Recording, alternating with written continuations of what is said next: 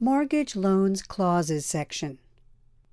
Clause is the term used to identify a certain section of a contract or policy. There are many different clauses that can come up in regards to a loan. The acceleration clause is the clause in a mortgage or trust deed that stipulates the entire debt is due immediately if the mortgagee defaults under the terms of the contract. An alienation clause is the clause in a mortgage or trust deed which asserts the lender's option to require that the balance of the loan becomes immediately due and payable if the property is sold or transferred by the borrower, preventing the borrower from assigning the debt without the lender's approval. It is also known as a due on sales clause. A prepayment clause allows the borrower to pay the debt before the due date. A prepayment penalty is a charge imposed on a borrower who pays off the loan early. This clause states that the borrower cannot repay a loan prior to a specified date without paying a fee.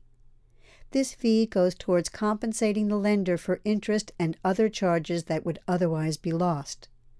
The prepayment penalty is based on percentage of the loan balance. A lock-in clause in a loan agreement states that the borrower cannot repay a loan prior to a specified date. A subordination clause in a mortgage states that rights of the holder shall be secondary or subordinate to a future lien. The future lien would take priority.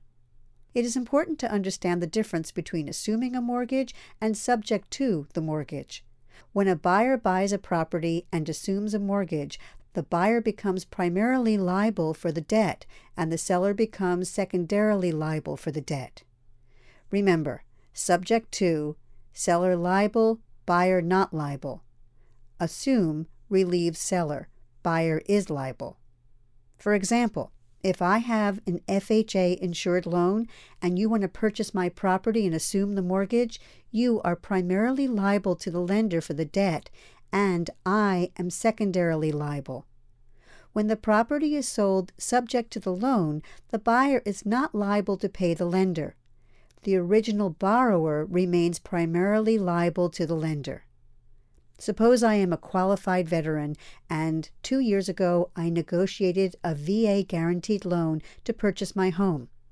My company is transferring me to another state and you are purchasing my property subject to my mortgage. Because you are not a qualified veteran, if you default on the loan, I am still primarily liable to the lender. Upon default, you would lose the property and all equity in it. This concludes the section on mortgage loan clauses.